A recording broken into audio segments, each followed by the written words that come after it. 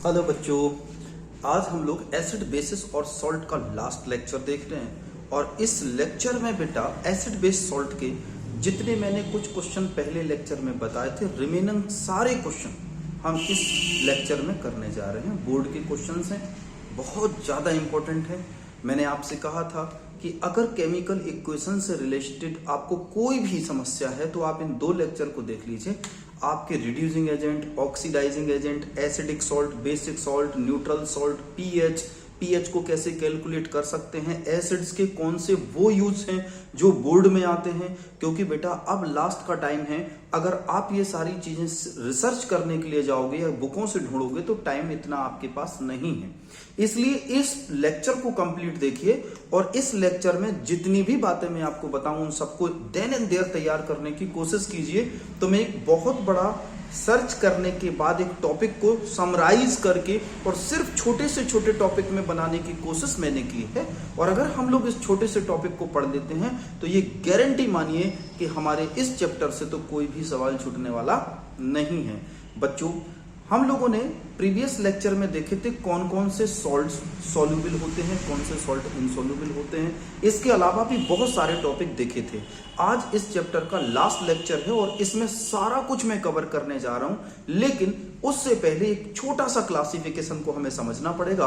और जो क्लासिफिकेशन हमारे पास है एसिड, बेस और सॉल्ट का, तो बच्चों कम टाइम में हम उस क्लासिफिकेशन को सीखते हैं और सबका एक एक एग्जाम्पल करते हैं। तो बच्चों क्लासिफिकेशन में हमारे पास केमिकल्स में यहां पर लिखता हूं केमिकल्स। और बच्चों इस केमिकल्स में हमें कौन कौन से कंपोनेंट लिखने हैं, मुझे यहां पर लिखना है एसिड, मैं यहां पर लिख रहा हूं बेस, फिर मैं यहां पर लिख रहा हूं सॉल्ट। अब बच्चों इसका फर्दर क्लासिफिकेशन भी होगा। अभी हम लोगों ने लिखा एसिड, बेसिस एंड सॉल्ट। अब एसिड्स के भी टाइप हो जाएंगे। कौन सा एसिड का टाइप? एक एसिड का टाइप हो जाएगा हमारे पास स्ट्रॉन्ग एसिड, एक हो जाएगा टाइप वीक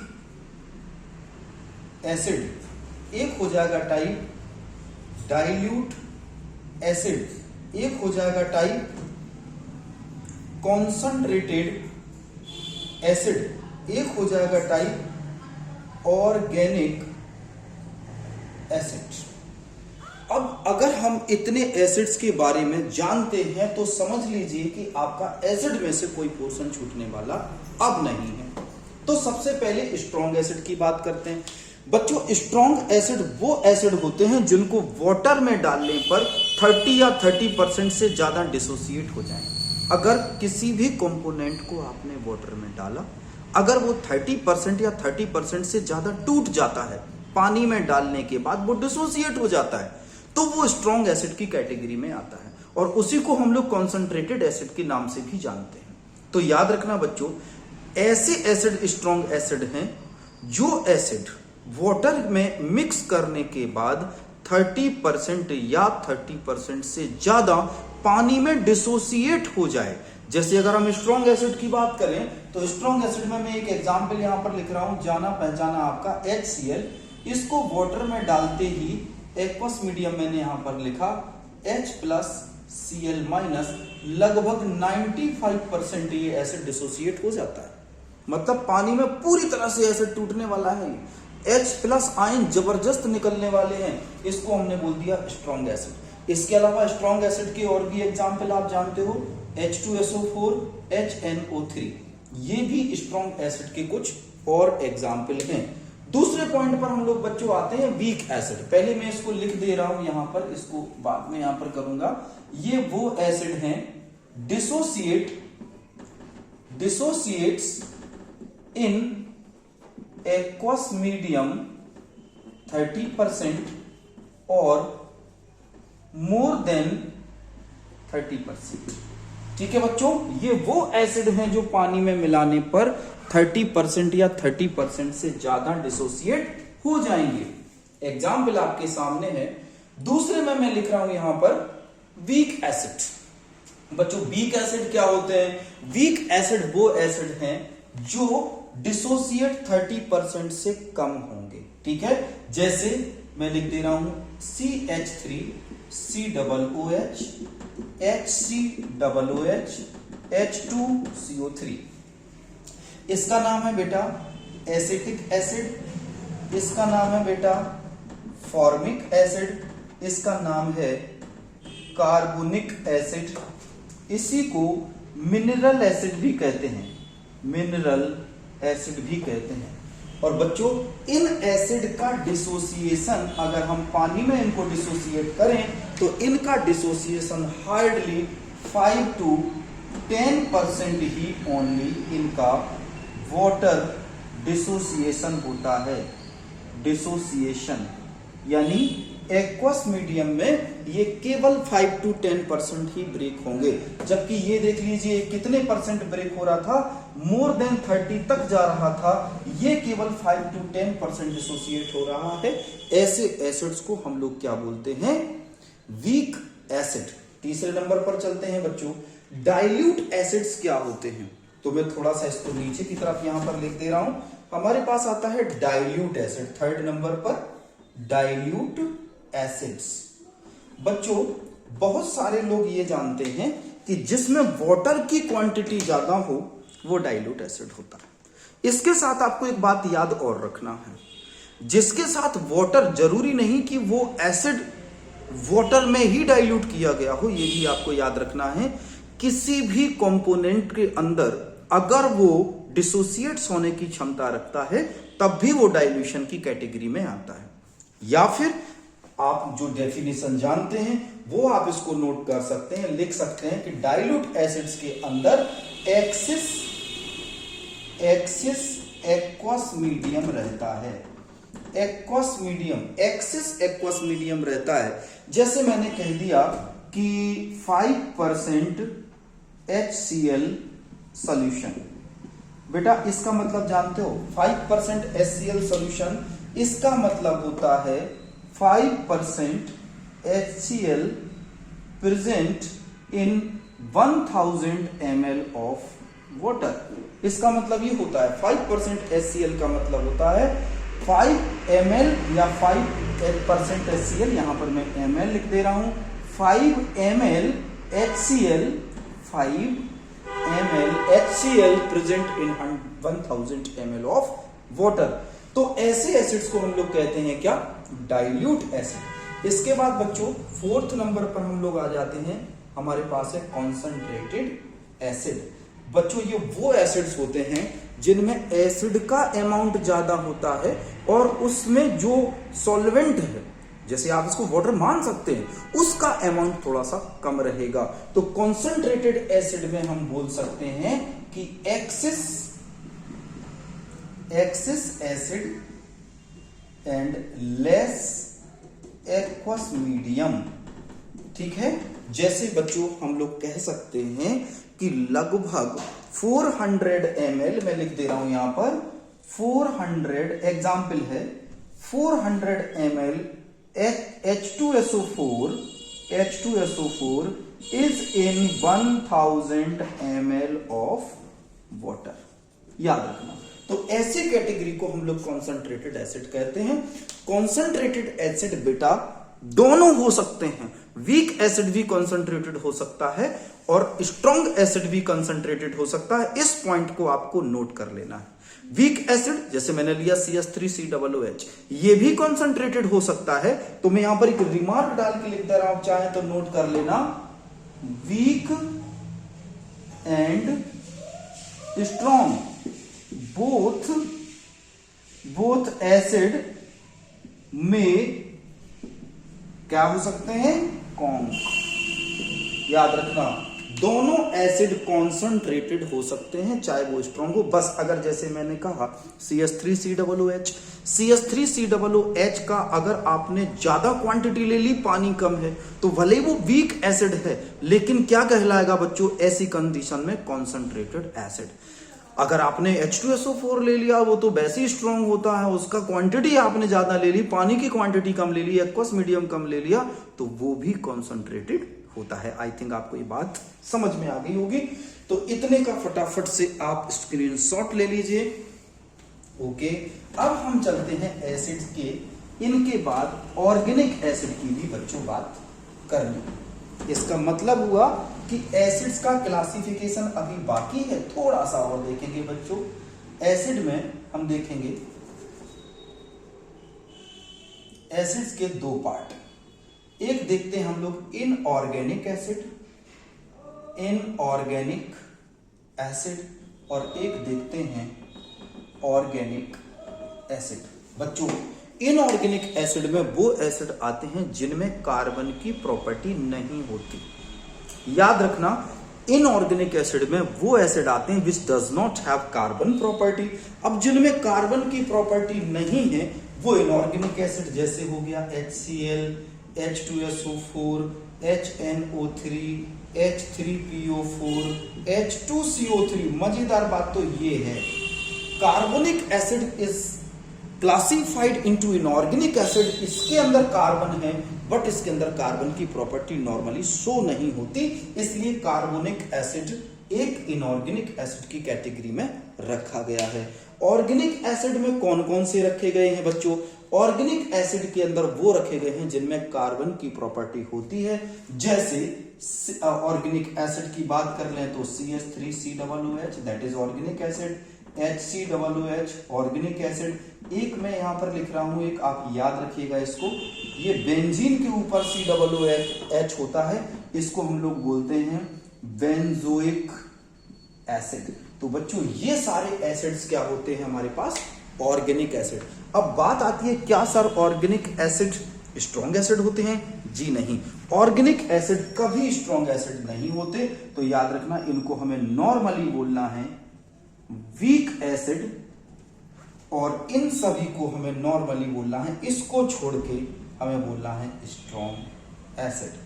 याद रखना बच्चों, तो इन जो मिनरल एसिड हैं जनरली वो स्ट्रॉन्ग की कैटेगरी में आते हैं, और ऑर्गेनिक एसिड जनरली वो किसमें? वीक एसिड्स की कैटेगरी में आते हैं। तो ये हो जाएगा हमारे पास classification of inorganic and organic acids का। अब आगे देखो, एसिड्स की एक बात और याद रखना है बेटा कि अगर एसिड्स आपने इस बॉक्स के अंदर आपने ले लिया, इसमें आपने ले लिया 1 लीटर H2O, और इसके अंदर अगर आपने डिसॉल्व किया 36.5 ग्राम HCl, तो ऐसे सॉल्यूशन को बच्चों हम लोग बोलते हैं 1 मोलर सॉल्यूशन। अब बात आती है कि सर 1 मोलर सॉल्यूशन, इसका मतलब क्या हुआ? जब 1 लीटर में 1 मोल डिसॉल्व हो तो ऐसे सॉल्यूशन को 1 मोलर सॉल्यूशन कहते हैं। अब क्यों मैंने ये लिखा? क्योंकि बच्चों HCl में H का atomic mass 1 atomic mass and Cl का 35.5, दोनों को जोड़ दो 36.5। बच्चों किसी भी मॉलिक्यूल का मोलर मास अगर ग्राम में रिप्रेजेंट कर देंगे तो दैट विल इक्वल टू 1 मोल। इस बात को आपको याद रखना है। अगर किसी का, याद रखना, मैं नोट कर दे रहा हूं, आप चाहो तो नोट कर लेना, molar mass represented in gram that is equal to 1 mole. बच्चों इस पॉइंट को आपको याद रखना है। जैसे अगर मैं बोलूं, क्वेश्चन देखिए मेरा, मैं क्वेश्चन आपको दे रहा हूं, आप सॉल्व करने की बताइए, कोशिश करिएगा कि how many gram of CH3COOH will form 2M solution. बच्चों 2M सॉल्यूशन का मतलब होता है 2 मोलर सॉल्यूशन। तो पहले हम देखते हैं कि CH3COOH का मोलर मास कितना होता है। तो कार्बन का 12, hydrogen 1 into 3 plus carbon 12 plus oxygen 16 plus oxygen 16 plus 1 is equal to कितना हो गया? 60। तो बच्चों 60 ग्राम में हो जाएगा 1 मोलर सॉल्यूशन। अगर आपने 60 ग्राम को 1 लीटर पानी में डाल दिया तो 1 मोलर सॉल्यूशन, वो कह रहा है 2 मोलर सॉल्यूशन। तो बच्चों इसका डबल कर देंगे, 120 ग्राम CH3COOH is in 1000 ml water. This is known as 2 molar solution of acetic acid. तो बच्चों इस बात को आपको याद रखना है कि अगर आपसे कभी पूछा जाए 1 molar solution, 2 molar solution, 3 molar solution, तो आपको किसी सब्सटेंस का मोलर मास निकाल लेना है, उसके मोलर मास को आपको ग्राम में रिप्रेजेंट करना है और उसको डिसॉल्व कर देना है 1000 ml वाटर में। That will form 1 molar solution. I think आपको ये क्लियर हो गया होगा, आप इसको नोट कर लेना, आप इसके एसेस ले लीजिए। अब आगे बढ़ते हैं एसिड के लिए और बेस के लिए। अभी हम लोगों ने एक शब्द सुना था डिसोसिएशन। डिसोसिएशन, तो बच्चों डिसोसिएशन को हम लोग अल्फा से रिप्रेजेंट करते हैं और इसका मतलब होता है number of ions in the solution upon total volume of the solution। मतलब आपके पास अगर ये मैंने बीकर ले लिया, इस बीकर में अगर हमने ये कोई लिक्विड भर दिया, ठीक है बच्चों, मान के चलो इसके अंदर H प्लस के आयन हैं 10⁵, इतने H प्लस के आयन इसके पास हैं और टोटल आपके पास ml में वाटर कितना है 1000। तो ये डिसाइड करेगा डिसोसिएट कितना हो गया, या आप यहां पर लिख सकते हो total volume of the solution in which number of all molecules of the component. मतलब टोटल मॉलिक्यूल ऑफ कंपोनेंट्स में से कितने मॉलिक्यूल्स डिसोसिएट हो गए, कितने मॉलिक्यूल टूट गए, उसको हम लोग डिग्री ऑफ डिसोसिएशन कहते हैं। आगे बढ़ते हैं बेटा। अब हमें देखना है बेटा एसिड का स्ट्रेंथ। लेकिन बच्चों एसिड का स्ट्रेंथ देखने के पहले हम केमिकल्स के दूसरे पार्ट पर चलेंगे जिसका नाम है बेस। तो बच्चों बेस के लिए आप जानते हो बेस की 2 डेफिनेशंस आपको सीखनी है। बेस की जो पहली डेफिनेशन है बेटा, the component which have hydroxyl ion or it released OH minus ion in aqueous solution।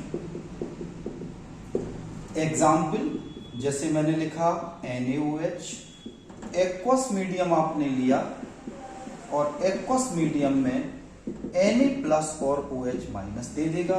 जैसे मैंने लिखा KOH, एक्वस मीडियम में बेटा ये K plus OH minus ion दे देगा। जैसे मैंने लिखा CaOH whole twice, aqueous medium में बेटा ये Ca प्लस और 2OH माइनस आयन दे देगा। जैसे मैंने लिखा AlOH होल थ्राइस, ये भी एक्वस मीडियम में Al3 plus and 3OH minus ion दे देगा। अब बच्चों इसमें एक बात सोचो आप, कितने आयंस निकल रहे हैं, कितने आयंस निकल रहे हैं, तो इसको मैं एडजस्ट कर दूं, ठीक है, कितने आयंस निकल रहे हैं। अब आप ये देखो यहां पर एक OH 1, यहां पर भी आपके पास 1 OH है ना 1, यहां पर है आपके पास 2OH, यहां पर है आपके पास 3OH।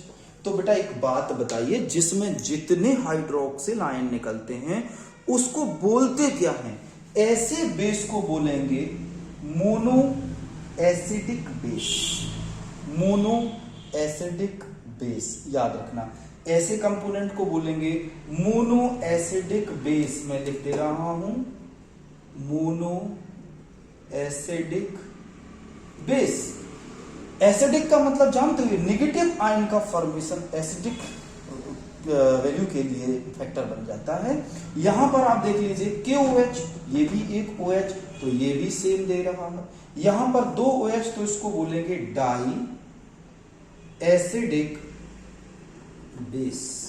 यहां पर 3 OH है, तो इसको बोलेंगे tri acidic base. Most important है mono acidic base, di acidic base, tri acidic base. तो ये तो हुई एसिड की डेफिनेशन नंबर 1। अब हम पढ़ते हैं एसिड की दूसरी डेफिनेशन क्या है। तो आई होप आपको एसिड की डेफिनेशन याद हो गई होगी और आप इसके बारे में एग्जाम्पल भी लिख सकते हैं। अब जरा एसिड की डेफिनेशन दूसरी भी पढ़ लेते हैं कि एसिड की दूसरी डेफिनेशन बच्चों क्या है। तो बेटा इसकी बेस की दूसरी डेफिनेशन क्या है। तो बेस आर द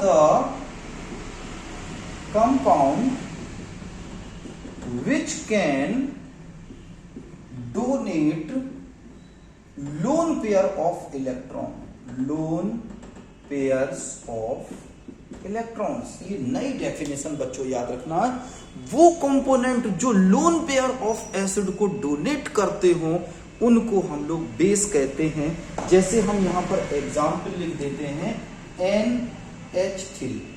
बच्चों यू नो वेरी वेल कि N के पास एक लोन पेयर होता है। अगर इसके सामने एक कोई ऐसा कंपाउंड आ जाए, जैसे आ जाए H+, बच्चों H+ के पास कोई भी इलेक्ट्रॉन नहीं होता, इसको डुप्लीट करने के लिए 2 इलेक्ट्रॉन की जरूरत है। तो ये 2 इलेक्ट्रॉन इसको मिल जाएंगे और जब ये 2 इलेक्ट्रॉन मिल जाएंगे बेटा, तो जो फाइनल प्रोडक्ट हमारे पास बनेगा दैट विल बी N, और ये H, ये कोऑर्डिनेट बॉन्ड, और अब ये पॉजिटिव चार्ज चला जाएगा ऊपर। तो ये कंपाउंड हमारे पास बचेगा जिसको हम बोलते हैं NH4 पॉजिटिव या अमोनियम आयन। बेटा ये दूसरी डेफिनेशन, अगर कोई कंपाउंड अपने लोन पेयर को आसानी से डोनेट कर देता है तो उसको भी हम बेस कहते हैं। हालांकि इस बेस में अब आपको नाम जोड़ देना है लुईस बेस। क्या बोल देना है इसको? Lewis base. इसमें अब आपको नाम जोड़ देना है लुईस बेस। नोट कर लीजिए बच्चों। तो जो कंपाउंड अगर लोन पेयर को डोनेट करने की क्षमता रखते हैं उनको हम लोग लुईस बेस के नाम से जानते हैं। आई थिंक आपने नोट कर लिया होगा। वेरी गुड, आगे बढ़ते हैं। अब बेस का क्लासिफिकेशन देख लेते हैं। तो बच्चों जो बेस हैं उनका भी क्लासिफिकेशन वैसा ही है जैसा एसिड का था यार। वेरी सिंपल, पहले लिख लेते हैं स्ट्रॉन्ग बेस, फिर लिख लेते हैं वीक बेस, फिर लिख लेते हैं ऑर्गेनिक बेस। अब जरा हमने इन तीनों कंपोनेंट को देख लिया। इनमें से आपको बहुत सारी बातें बच्चों नई मिलेंगी। जैसे मैंने लिखा स्ट्रॉन्ग बेस, ये तो वही बात है कि जब कोई बेस का डिग्री ऑफ डिसोसिएशन अल्फा, मतलब वो कितना टूटता है, अभी मैंने फॉर्मूला लिखा था, degree of dissociation alpha, total number of ion जो डिसोसिएट हो गए अपॉन टोटल नंबर ऑफ, मतलब जो आयन डिसोसिएट हुए upon total number of the molecule dissociated. और आपको एक रेशियो मिल जाएगा कितने आयन्स निकल के अपने कंपाउंड में से आयनाइज हो गए, कितने। जैसे NaCl में से एक Na+ निकल गया, एक Cl- निकल गया। तो डिग्री ऑफ डिसोसिएशन अगर बच्चों अल्फा इज मोर देन 30 और 30%, या तो मोर देन क्या लिख दें यहां पर 30%, 30 हो या 30%, इससे ज्यादा हो, 30 या 30% से ज्यादा हो, तो वो आ जाएगा स्ट्रॉन्ग बेस की कैटेगरी में बच्चों। जैसे KOH, NaOH, CaOH, ये सारे स्ट्रॉन्ग बेस की कैटेगरी में आते हैं। ठीक है। अगर अपन ने कहा कि degree of dissociation is less than 30%, तो वो हो जाएगा वीक बेस। जैसे एग्जांपल अपने पास है NH4OH, अमोनियम हाइड्रोक्साइड, इसको वीक एल्कलाई भी कहते हैं, इसको स्ट्रॉन्ग एल्कलाई कहते हैं बच्चों, इनको स्ट्रॉन्ग एल्कलाई कहते हैं। फिर आ जाते हैं बच्चों तीसरे नंबर पर ऑर्गेनिक बेस। ये क्या होते हैं बच्चों? ऑर्गेनिक बेस वो होते हैं जो ऑर्गेनिक कंपाउंड के साथ बेसिक प्रॉपर्टी शो करते हैं, ऑर्गेनिक कंपाउंड के साथ बेसिक प्रॉपर्टी शो करते हैं। एक शानदार एग्जांपल लिख रहा हूं। जैसे अगर अपन ने लिखा ये कंपाउंड, यहां पर CH2 और यहां पर डाला OH, तो हालांकि इसके पास बेसिक प्रॉपर्टी कम रहेगी, ये ऑर्गेनिक बहुत वीक बेस की कैटेगरी में होते हैं, लेकिन फिर भी बच्चों गलती से भी अगर आपने ऐसे करके, ये गलत हो जाएगा अगर आपने ऐसे करके ये किया, याद रखना ये गलत है, ये नहीं हो सकता, ये नहीं हो सकता, ये फिनॉल है। जबकि यहां पर एक सी के साथ अगर आपने OH को जोड़ दिया, इसको बेंजल एल्कोहल भले ही कहते हैं, और इनके अंदर एसिडिक बेसिक प्रॉपर्टी का होना एक आम बात है, लेकिन अगर ये बेसिक होगा तो बहुत माइल्ड होगा। इसलिए अभी हमें जनरली इस कैटेगरी पर बात नहीं करनी है, अभी हम इन दोनों कैटेगरी पर बात करेंगे। तो ये हुआ स्ट्रॉन्ग बेस, एक हुआ आपके पास वीक बेस। अब बच्चों अगर कोई भी बेस, अब यहां से एक सवाल हो जाए आपके लिए, ठीक है, अगर कोई भी बेस अपने OH आयंस को किसी एसिड के H+ आयन के साथ इक्वली मिक्स कर ले, इक्वली मिक्स कर ले, मतलब बच्चों क्या हुआ, बेस ने क्या प्रोवाइड किए, OH- आयन, ओके। और यहां पर बच्चों अगर एसिड ने प्रोवाइड किए H+ आयन, एसिड ने प्रोवाइड किए H+ आयन, एसिड ने प्रोवाइड किए H+ आयन, और अगर ये बच्चों इक्वल हैं, अगर ये इक्वल हैं, तो इनकी एक अमाउंट ऑफ हीट जो इनके जुड़ने से निकलने वाली है वो सभी में फिक्स रहेगी, सभी में फिक्स रहेगी। तो जो इन दोनों के मिलने से H2O बनेगा, इसके साथ हीट आउट होगी, यानी ये एक्सोथर्मिक रिएक्शन होगी। और ऐसी रिएक्शन को मेरे बच्चों आप सभी ने नाम सुना होगा, न्यूट्रलाइजेशन, न्यूट्रलाइजेशन रिएक्शन, इसको बोलते हैं न्यूट्रलाइजेशन रिएक्शन। अब मैं एक बात पूछना चाहता हूं, क्या न्यूट्रलाइजेशन रिएक्शन में कुछ रिएक्शन लिख रहा हूं, क्या उन सब में होगी? अगर है तो आप यस लिखिएगा, अगर नहीं है तो अपने मन में सोच के रखिएगा। जैसे मैंने पहला पॉइंट यहां पर डालना है और आपको बताना है क्या ये न्यूट्रलाइजेशन होगा।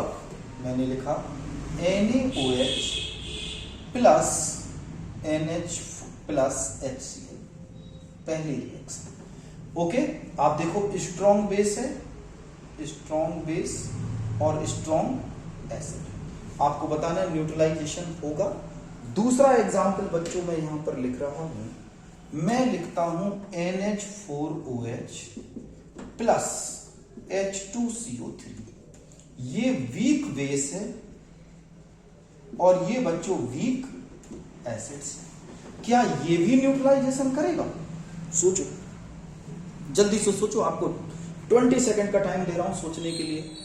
और बच्चों मैं बता दूं, ये सवाल जरूर करते रहिएगा, इन सवालों से कम टाइम में पूरी प्रिपरेशन की गारंटी है आपकी, इनमें से बाहर सवाल नहीं जाना है। अभी मैं ये कंटेंट पढ़ाने के बाद बोर्ड के सवाल और इसके करवाऊंगा, तो इन सवालों पर आप अपना फोकस बच्चों जरूर बनाए रखिएगा, नहीं तो फिर कम समय में अपन को जितनी तैयारी करनी वो नहीं हो पाएगी। चलिए तो अब इसको देखते हैं, ये strong acid strong base 100% neutralization है, क्या बनेगा, NaCl प्लस H2। यहां पर देखो बच्चों, यहां पर क्या बनना है, NH4 और CO3, यानी बैलेंस करना पड़ेगा, तो बन जाएगा NH4 whole twice CO3 plus 2H2O। इसका नाम है अमोनियम कार्बोनेट, इसका नाम है अमोनियम कार्बोनेट, और इसका नाम आप जानते हो कॉमन सॉल्ट है। तो ये दोनों न्यूट्रलाइजेशन है, भले ही एक वीक एसिड को वीक बेस के साथ मिलाएं तो भी न्यूट्रलाइजेशन है, स्ट्रॉन्ग बेस को स्ट्रॉन्ग एसिड के साथ मिलाओ बच्चों तब भी न्यूट्रलाइजेशन है। अब अगर मैं यहां पर तीसरा पॉइंट डाल के आपको लिखूं, एक मैं ले रहा हूं स्ट्रॉन्ग एसिड, जैसे मैंने ले लिया HCl, और एक ले लिया वीक बेस, जैसे मैंने ले लिया NH4OH। ये है वीक बेस और ये है बच्चों स्ट्रॉन्ग एसिड। तो अगर हमने एक स्ट्रॉन्ग एसिड और एक वीक बेस ले लिया और इसकी रिएक्शन कराई तो बनेगा NH4Cl प्लस H2O। तो बेटा जो चीज स्ट्रॉन्ग होगी उसी का नेचर तो उसमें आएगा प्रोडक्ट में। तो स्ट्रॉन्ग क्या था, HCl, HCl क्या था, एसिड, तो सॉल्ट क्या बनेगा, एसिडिक सॉल्ट। याद रखना बच्चों, कौन सा, अगर आप स्ट्रॉन्ग एसिड और वीक बेस की रिएक्शन कराते हैं तो एसिडिक सॉल्ट बनेगा। इस बात को आपको बच्चों याद रखना है, ठीक है। दूसरे पॉइंट पर चलते हैं, इसका उल्टा कर देता हूं मैं, यहां पर स्ट्रॉन्ग बेस ले लेता हूं, NaOH, ये क्या है, स्ट्रॉन्ग बेस। अब मैं यहां पर जो बेटा स्ट्रॉन्ग बेस लिया तो एसिड क्या ले लेता हूं, वीक, कोई भी वीक एसिड ले लिया, CH3COOH। अब इसकी रिएक्शन करा के देखते हैं, तो यहां से हमें मिलेगा CH3COONA, CH3COO और ये Na, और प्लस क्या मिलेगा बच्चों, H2O, इसको कहते हैं सोडियम एसीटेट। बच्चों ये आप देखो बेस कैसा था, स्ट्रॉन्ग बेस था, तो जो सॉल्ट बनेगा उसमें कौन सा नेचर आ जाएगा, बेस का, तो ये बन जाएगा बेसिक सॉल्ट, बेसिक सॉल्ट बन जाएगा बेटा। तो याद रखना है, ऐसी कंडीशन में हमने दो चीजें नहीं सीखी, एसिडिक सॉल्ट कब बनता है, बेसिक सॉल्ट क्या बनते हैं, और ये दोनों के दोनों बच्चों कैसे हैं, न्यूट्रल सॉल्ट। याद रखना, तो ये न्यूट्रल सॉल्ट है, ये एसिडिक सॉल्ट है, और ये बेसिक सॉल्ट है। एसएस ले लीजिए फटाफट से, डन, वेरी गुड। अब चलिए देखते हैं हम लोग, ये हमने एसिड बेस सब देख लिया बच्चों। अब हमें बात करनी है कुछ ऐसे सॉल्ट की, जैसे मैं लिख दूं K2SO4 Al2SO4 whole thrice 24H2O। अगर मैंने ऐसा सॉल्ट लिख दिया तो आप खुद समझ रहे होंगे कि दो दो सॉल्ट हैं, एक तो सॉल्ट ये है, एक सॉल्ट ये है, और हाइड्रेटेड वाटर है, ये तो छोड़ो इसको, तो हाइड्रेटेड फॉर्म में है। सॉल्ट कितने हैं, दो, तो इसको हम लोग बोलेंगे डबल सॉल्ट।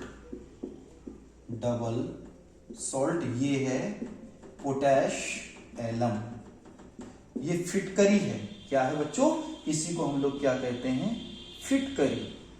ये फिटकरी का फॉर्मूला है, ठीक है, डबल सॉल्ट हो गया बच्चों। इसके अलावा अगर हम लोग बेसिक सॉल्ट देख लिए, एसिडिक सॉल्ट देख लिए, डबल सॉल्ट देख लिए, अगर कॉम्प्लेक्स कभी बात आ जाए कि कॉम्प्लेक्स सॉल्ट कैसे होते हैं, कॉम्प्लेक्स सॉल्ट, तो बच्चों याद रखना, कॉम्प्लेक्स सॉल्ट में जो उसकी वैलेंसी होती है वो कोऑर्डिनेशन फॉर्म में होती है, जैसे K4FeCN6, पोटेशियम हेक्सासाइनोफेरेट इसका नाम है, पोटेशियम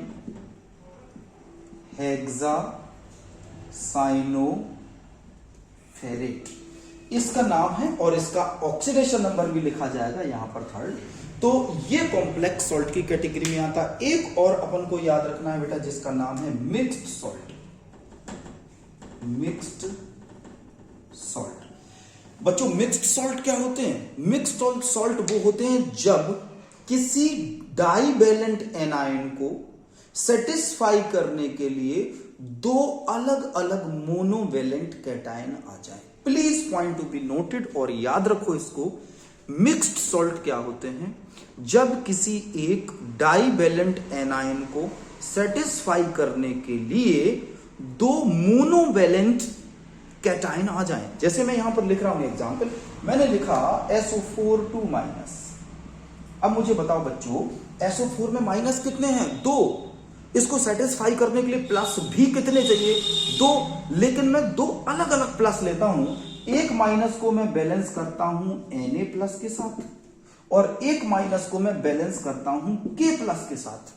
तो ये ऐसे सॉल्ट को हम लोग क्या बोलते हैं, मिक्स्ड सॉल्ट इनको हम लोग बोलते हैं। उसका फॉर्मूला बन जाएगा NaKSO4, that is mixed salt, that is mixed salt. तो बच्चों याद रखना है, इन सब को हम लोग मिक्स्ड सॉल्ट कहते हैं। बस इसमें वाइस वर्सा भी हो सकता है कि कोई डाइवैलेंट कैटायन हो, उसको बैलेंस करने के लिए दो मोनोवेलेंट एनायन आ जाए, वो भी हो सकता है। तो इनके एग्जाम्पल्स आप जल्दी से एसएस मार लीजिए बच्चों। Okay, very good. चलिए आगे बढ़ते हैं, और एक बेहतरीन टॉपिक पर बच्चों हम लोग पहुंच रहे हैं। That's important topic, really very important topic, और उसका नाम है इनके यूजेस। आप सोचेंगे सर यूजेस तो बड़े सरल टॉपिक होते हैं, इनको इतना इंपॉर्टेंट आप क्यों बता रहे हैं? बच्चों बहुत ज्यादा इंपॉर्टेंट है, क्योंकि मैं इस समय सवाल रखे हुए हूं पिछले 7 ईयर के बोर्ड के, इनमें से बहुत सारे सवाल रिपीट हुए हैं। चलिए आप नोट कर लीजिए, आपको एक एक या दो यूज बताना है, यूजेस ऑफ एसिड्स। सबसे पहले बताना है HCl का, ठीक है। दूसरे नंबर पर बताना है HNO3 का, ये प्रीवियस ईयर के सवाल में लिख रहा हूं। तीसरा बताना है H2SO4 का एक यूज। फिर बताना है बेटा आपको बोरिक एसिड का H3BO3 बोरिक एसिड का। फिर एक सवाल आया है 2 year continue, citric acid C6H8O7, C6H8O7 citric acid, इसका नाम है बोरिक एसिड। इसका तो सल्फ्यूरिक एसिड, नाइट्रिक एसिड और HCl आप जानते हैं। फिर है बच्चों carbonic acid, carbonic acid H2CO3, इसका भी यूज बताना है। Then acetic acid, acetic acid CH3COOH, इनके आपको बच्चों यूज बताना है। चलिए तो स्टार्ट करिए। सबसे पहले HCl का सबसे बड़ा यूज होता है प्रोडक्शन ऑफ क्लोरीन गैस। इसके अलावा बहुत अच्छा क्लीजनिंग एजेंट है। इसके अलावा HCl को Cl2 में ट्रांसफर कर देता है। इसके अलावा न्यूट्रलाइजेशन रिएक्शन में बहुत मददगार है। इसके अलावा बहुत अच्छा मेटेलिक क्लीजनर एजेंट है। ओके, चलिए HNO3 की बात करते हैं बेटा। बहुत ही अच्छा ऑक्सीडाइजिंग एजेंट है, बहुत शानदार ऑक्सीडाइजिंग एजेंट है। इसके अलावा आप ये भी नोट करिए, नाइट्रिक ऑक्साइड के फॉर्मेशन में बहुत यूज करते हैं इसको, नाइट्रिक ऑक्साइड NO, इसमें भी बहुत ज्यादा इसका यूज होता है। फर्टिलाइजर और एक्सप्लोजिव में यूज होता है इसका। बच्चों एक एक्सप्लोजिव का नाम है TNT, जो ट्राई नाइट्रोटोलुइन कहलाता है, और इसको ऐसे बनाते हैं NO2 NO2 NO2। बच्चों आपने नाम जरूर सुना होगा TNT बॉम्ब का। ये TNT बॉम्ब का फॉर्मूला है ट्राई नाइट्रोटोलुइन। इसको हम लोग टोलुइन बोलते हैं और 3 नाइट्रो लगे हैं। इसका फुल फॉर्म है ट्राई नाइट्रोटोलुइन, TOLUNE। तो ट्राई नाइट्रोटोलुइन ये बॉम्ब बनाने में, फर्टिलाइजर्स बनाने में बहुत यूजफुल कंपाउंड है। इसके अलावा H2SO4 को ये बच्चों पेट्रोलियम इंडस्ट्रीज में बहुत, और इसको बेटा किंग ऑफ केमिकल्स कहते हैं। ओलियम, इसको बनाने में इस H2SO4 का बहुत बड़ा रोल है। इसके अलावा बेटा याद रखेंगे H2SO4 एक अच्छा ऑक्सीडाइजिंग एजेंट है और एक अच्छा रिड्यूसिंग एजेंट है। दोनों की तरह ये काम करते हैं, तो इसको याद रखना है। Good oxidizing as well as reducing agent, बहुत शानदार। इसके अलावा बच्चों H3BO3 का क्या यूज है? आई वॉश में, आंखों में कभी अगर धूल मिट्टी चला जाए, आंखों में जलन हो रही हो, आंखों में आपको ऐसे लग रहा हो कि खुजली हो रही बहुत तेजी से, तो बोरिक एसिड का आप आई ड्रॉप लाएं और 2 बूंद आप दोनों आंखों में 2-2 बूंद डाल लीजिए। 5 मिनट के लिए आंखें बंद करके रखिए। ये बहुत ही एक्सीलेंट आई क्लीजनर है बच्चों, बहुत ही अच्छा। याद रहे हाई कॉन्सेंट्रेटेड बोरिक एसिड को यूज नहीं करना है। मार्केट में बोरिक एसिड के बहुत सारे आई ड्रॉप मिलते हैं। आई क्लीजनर सबसे अच्छा कंपाउंड है। नेक्स्ट पर चलते हैं बच्चों, सिट्रिक एसिड तो पता ही है आपको, फूड प्रिजर्वेटिव,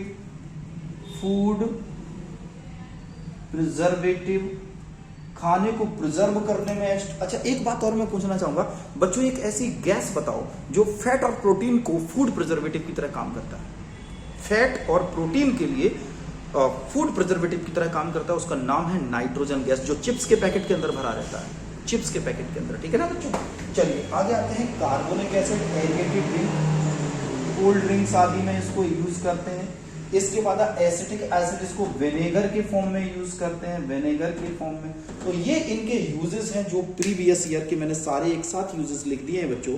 अब बेसिस के भी मुझे यूज लिखने हैं, तो ये कम से कम 2 मैंने एक एक लिखा, एक एक आपको एक्सप्लेन कर दिया, याद रखना है। अब हम लोग चलते हैं यूजेस ऑफ बेस पर, कि बेस के कितने सवाल हैं सर, क्या पूछे गए हैं ऐसे सवाल? जी हाँ बच्चों, बिल्कुल पूछे गए हैं। यूजेस ऑफ बेस, मैं प्रीवियस ईयर के सारे सवालों को एक साथ इकट्ठा करके ले आया हूं और सारे अभी तक जितने बेस के यूज पूछे हैं वो मैं आपको बता दे रहा हूं, आप नोट कर लीजिए। NaOH का पूछा गया है एक बार, NaOH, CaOH होल ट्वाइस का पूछा गया है, NH4OH, NH4OH मतलब sodium hydroxide, aluminium hydroxide AlOH whole thrice का यूज पूछा गया है, और MgOH होल ट्वाइस का बच्चों यूज पूछा गया है। तो आपको इनके यूजेस बताना है। तो सभी जानते हो NaOH तो सोप इंडस्ट्रीज में बहुत यूज होता है, डिटर्जेंट बनाने में तो कम यूज होता है, लेकिन सोप को बनाने में NaOH का बहुत बड़ा योगदान है। इसके अलावा न्यूट्रलाइजेशन रिएक्शन करने में बहुत ही अच्छा क्लीजनर एजेंट की तरह भी है, हाइड्रोजन प्रोड्यूस करने में, जैसे अगर जिंक की रिएक्शन NaOH के साथ करें तो Na2ZnO2 प्लस हाइड्रोजन, तो हाइड्रोजन गैस को बनाने में ही काम करता है। NaOH बहुत मददगार होता है बच्चों, सोडियम कार्बोनेट के फॉर्मेशन में बहुत ज्यादा हेल्पफुल होता है बच्चों, याद रखना। इसके अलावा CaOH whole twice, bleaching powder, इसको बनाने में बहुत सारा एक कंपाउंड जो यूज होता है। इसके अलावा बेटा ये लेदर इंडस्ट्रीज में बहुत यूजफुल है, लेदर को साफ करने में कैल्शियम हाइड्रोक्साइड का बहुत यूज किया जाता है। तो आपको याद रखना है लेदर इंडस्ट्रीज में इसका अपने आप में बहुत यूज है, ठीक है। अच्छा बेटा इसमें एक चीज और नोट कर लीजिए, सॉफ्टनिंग ऑफ हार्ड वाटर, ये हार्ड वाटर को सॉफ्ट करने में बहुत ही ज्यादा यूजफुल कंपाउंड है। नेक्स्ट पर आ जाइए, अमोनियम हाइड्रोक्साइड क्लीजनिंग एजेंट है, फर्टिलाइजर है, नाइलॉन की तरह यूज होता है, तो फर्टिलाइजर, क्लीनिंग एजेंट, या फिर आप इसको कह सकते हैं फर्टिलाइजर के अलावा as a reagent, weak base, ammonia को बनाने में बहुत यूजफुल है। तो ये इस तरह से बच्चों इसको हमें लिखना है। अगला देख लीजिए, एल्यूमिनियम हाइड्रोक्साइड, टेक्सटाइल इंडस्ट्रीज में सबसे ज्यादा, कपड़ों के बनाने में बच्चों याद रखना एल्यूमिनियम का हाइड्रोक्साइड ऐसा होता है कि अगर हम लोग, जैसे हमारे पास टेरिकॉट है या फिर हमारे पास कॉटन के थ्रेड्स हैं, उनको साफ कर देता है, लेकिन उसके ऊपर कोई भी साइड इफेक्ट ये क्रिएट नहीं करता। इसलिए टेक्सटाइल इंडस्ट्रीज में, और बच्चों ये एक बहुत ही अच्छा एंटासिड है टू रिड्यूस एसिडिटी, बहुत अच्छा कंपाउंड है बेटा। एसिडिटी को रिड्यूस करने में इसका सबसे बड़ा योगदान है किसका? याद रखना मैग्नीशियम हाइड्रोक्साइड का, नोट कर लीजिए, एसएस ले लीजिए जल्दी से। अब हम इसके बाद चलते हैं अगले टॉपिक की तरफ, और जिसका नाम है पीएच स्केल। बच्चों पीएच स्केल आप सभी ने नाम तो जरूर सुना होगा, ठीक है ना। तो बच्चों ये क्या करता है, ये किसी भी एसिड की और बेस की या फिर वो न्यूट्रल सॉल्ट है उसकी स्ट्रेंथ बताता है। छोटी बातें मैं नहीं बताऊंगा, जैसे आपको पता है उसके बारे में एक बहुत शॉर्ट ब्रीफ में इंट्रोडक्शन दूंगा कि एक पीएच की आपको पता है बच्चों रेंज होती है। इस पीएच की रेंज पर यहाँ पर पीएच होती है 7, यहाँ पर होती है 8, 9, 10, 11, 12, 13 और यहाँ पर होती है 14, यहाँ पर 6, यहाँ पर 5, यहाँ पर 4, यहाँ पर 3, यहाँ पर 2 और यहाँ पर 1, और फिर यहाँ पर होती है 1 के बाद 0। तो इतनी 0 to 14 पीएच होती है। हालांकि 0 पीएच का बच्चों अभी बहुत ही कम यूज हम लोग आगे करेंगे, क्योंकि ये बहुत एसिडिक हो जाएगा। जब आप इधर से इधर की तरफ चलेंगे तो बच्चों याद रखना है बेसिक नेचर इंक्रीज होगा। अगर इधर से इधर की तरफ आप चलेंगे तो बच्चों याद रखना है यहां पर एसिडिक नेचर इंक्रीज होगा और ये जो कंपाउंड रहेगा ये कैसा रहेगा, न्यूट्रल रहेगा। तो इतना तो आप बच्चों जानते होंगे। अब बात ये आ जाती है कि प्रूव करना है कि why H2O have pH 7। ये क्वेश्चन है हमारे पास बच्चों। H2O का pH 7 कैसे है इसको बात करना है।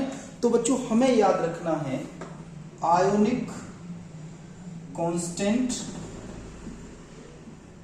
For water is 1 into 10 to the power minus 14।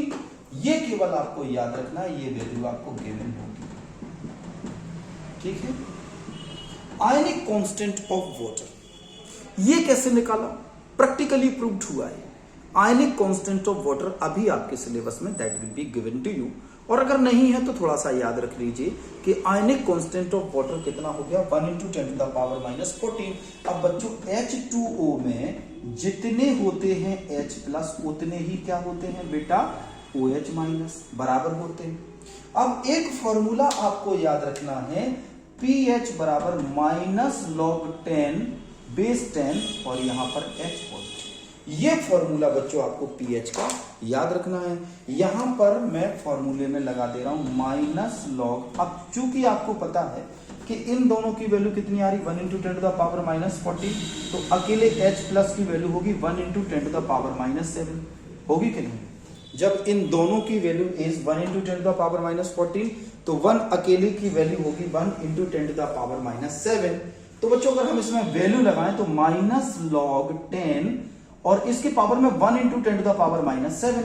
अगर हम इसको सॉल्व करें तो आप जानते हो log में 10 की पावर आगे आ जाती है और माइनस माइनस हो जाएगा प्लस, और log 10 की वैल्यू होती है 1। तो अगर हम इसको सॉल्व करें तो कितना आ गया, 7।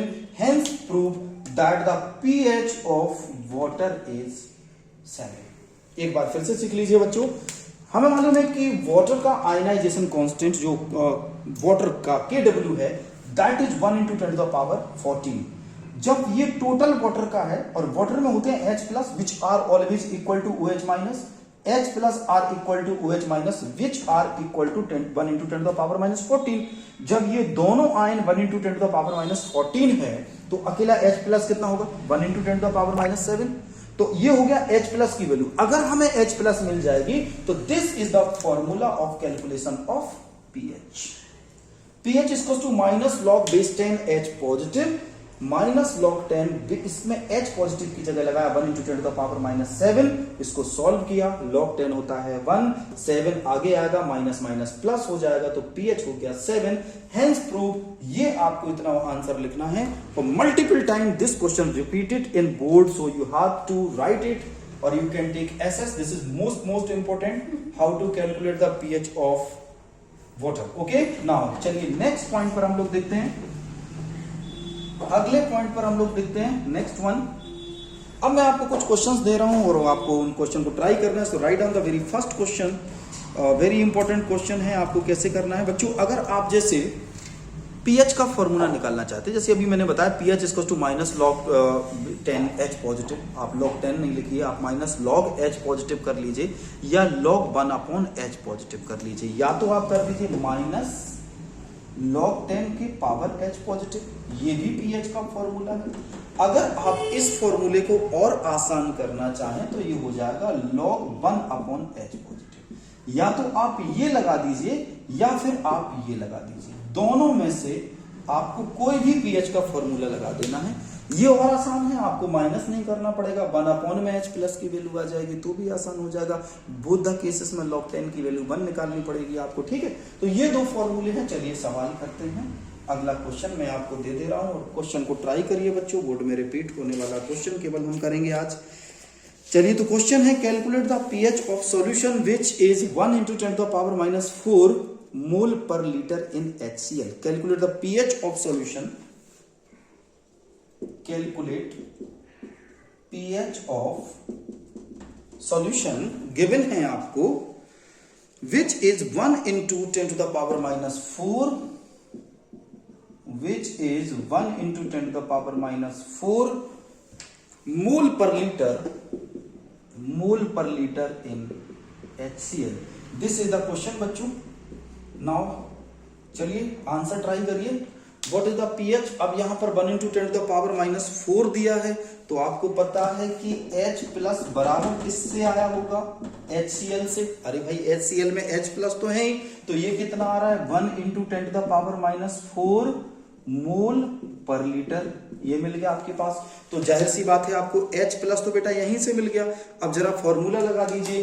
पीएच बराबर माइनस लॉग बेस 10 की power H positive minus log base 10 की पावर में 1 into 10 to the power minus 4. मैंने अभी हाल बताया था सेम. माइनस माइनस प्लस हो जाएगा. लॉग 10 कितना हो जाएगा? 1. तो आंसर कितना आ जाएगा? 4. अब मुझे बताओ बेटा 4 कहां पर आ रहा है? यहां पर आ रहा है. तो यहां पर जब 4 आ रहा तो ये कैसा हो जाएगा? एसिडिक सॉल्यूशन हो जाएगा. एसिडिक सॉल्यूशन हो जाएगा. नोट कर लीजिए फटाफट. This is acidic solution. तो इस तरह से आपको बताना होता है बच्चों कि ये गिवन सॉल्यूशन एसिडिक है कि बेसिक है कि न्यूट्रल है. क्लियर? चलिए दूसरा क्वेश्चन ट्राई करिए. नेक्स्ट क्वेश्चन इज बच्चों, calculate the pH of solution when HCl ion concentration. Calculate pH when HCl